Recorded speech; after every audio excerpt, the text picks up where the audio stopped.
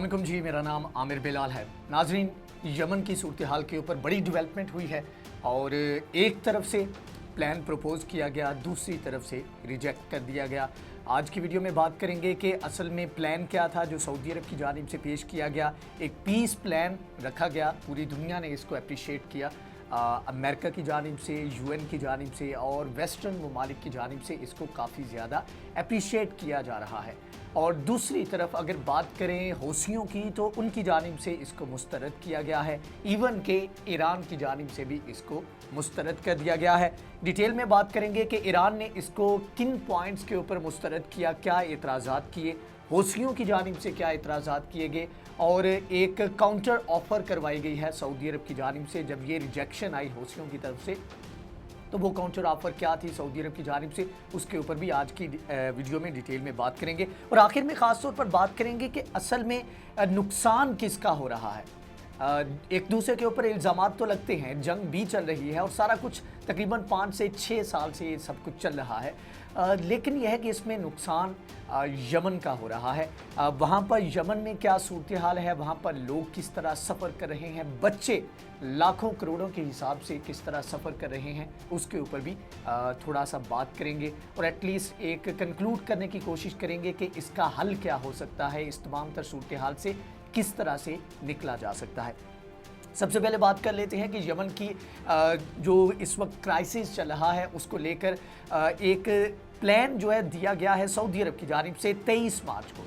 अब इस प्लान में तमाम तर चीज़ें जो हैं वो डिस्कस की गई। अगर एक और पर्सपेक्टिव से देखा जाए तो ऐसे लगता है कि जैसे सऊदी अरब की शिकस्त है वो हार तस्लीम कर रहा है, जिसकी वजह से उसने ये सीज़ फायर का एक प्लान जो है वो सामने रखा है। लेकिन यह है कि उससे हट कर अगर इसकी निटी-गिटी में जाएं तो उसके मुताबिक सऊदी वज़ीर ख़ारिजा फैसल बिन फरहान जो है उनकी जानिब से ये प्लान जो है वो प्रपोज़ किया गया और इसके ऊपर उन्होंने कहा कि यूएन की ज़ेरे निगरानी एक सीज़ फायर जो है उसकी इम्प्लीमेंटेशन हो, उसके ऊपर एक मुआहदा जो है वो किया जाए और दोनों तरफ से जो एक दूसरे के ऊपर हमले किए जाते हैं, इवन के हौसियों की तरफ से यमन के अंदर और फिर ख़ास तौर पर सऊदी अरब के ऊपर, तो इन हमलों को रोकने के लिए एक सीज़ फायर मुआहदा जो है उसको साइन किया जाए ताकि इस तरह की चीज़ों को ख़त्म किया जा सके और उसके बाद जो हल तलब मामलात हैं या दीगर जो इश्यूज़ हैं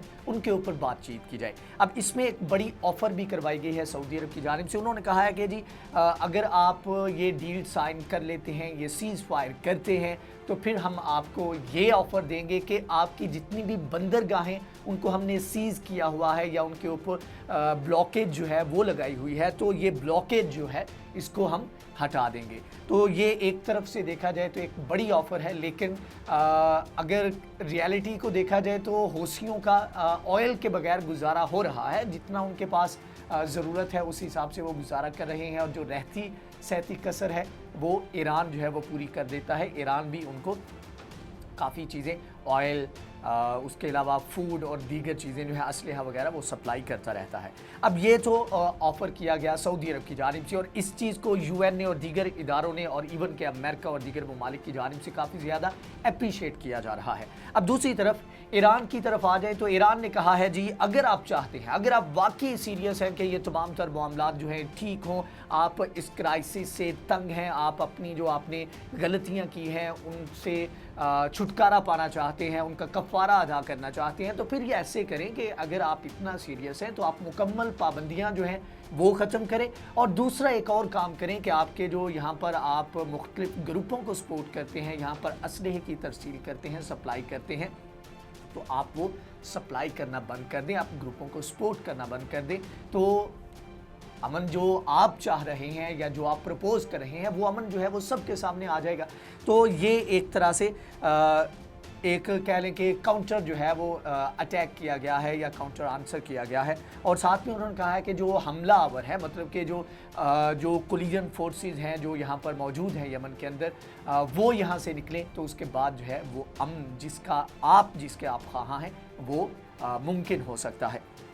अब इसके अलावा उन्होंने कहा है जी सऊदी अरब जो है मुख्तलिफ ग्रुपों को असलहा भी फ्राहम करता है, साथ में सिर्फ सऊदी अरब नहीं यूएई इस तमाम तर मामले में काफ़ी ज़्यादा फ्रंट फुट पे आकर चीज़ों को हैंडल कर रहा है। तो उन्होंने कहा कि आप लोग जो सारे मिलकर ये सारी चीज़ें कर रहे हैं तो ये आप इनको ख़त्म करें। अब ये बयान जो है ये बराह रास्त ईरान की तरफ से नहीं आया, बल्कि ये यमन में जो इलाका जहाँ पर हौसी काबिज़ हैं जो कि दारुल हुकूमत है यमन का सना, वहाँ पर ये जो सफ़ीर हैं ईरान के हसन एरलो, इनकी जानिब से ये बयान जारी किया गया है। अब दूसरी तरफ एक और मेन फ्रीक ये ईरान है। ईरान के ऊपर इल्ज़ाम लगता है जी ईरान जो है वो बैक करता है, और ऑफ कोर्स ईरान जो है वहाँ पर हौसियों को बैक करता है, वहाँ बड़े लेवल के ऊपर सपोर्ट भी करता है। अब यहाँ पर जो मेन फ्रीक है यानी कि हौसी जो है उनकी जानिब से भी इस चीज़ की तरदीद की गई है। उन्होंने तमाम तर प्लान जो है वो मुस्तरद कर दिया है। उन्होंने कहा जी अगर आप वाकई सीरियस हैं तो आप जो चीज़ें हमारे ख़िलाफ़ कर रहे हैं एक तो उनको ख़त्म करें, और दूसरा एक और काम करें कि आप जो यहाँ पर बच्चे हैं जो वहाँ पर सफ़र कर रहे हैं, जो हर दूसरा बच्चा जो है यहाँ पर सफ़र कर रहा है, लोग सफ़र कर रहे हैं, तो आप इनको फूड सप्लाई जो है उसको बेहतर बनाएं, और साथ में जो है आप जो मेडिसिन की सप्लाई है उसको बेहतर बनाएं। उन्होंने कहा कि अगर अमेरिका इतना सीरियस है जो कि इतनी दूर बैठा है, अगर उसको इतना ज़्यादा कंसर्न है तो वो अपना रोल प्ले करे और इस सप्लाई चेन जो है इसको डिस्टर्ब होने से बचाए। इसके अलावा मतलब कि ये साथ में उन्होंने मजीद कहा कि इसके अलावा जो हमारे ऊपर पाबंदियां आयद की गई हैं, दीगर जो मामलात हैं उनको भी ख़त्म किया जाए। अगर आप वाकई अमन चाहते हैं तो इस तरफ जाएं।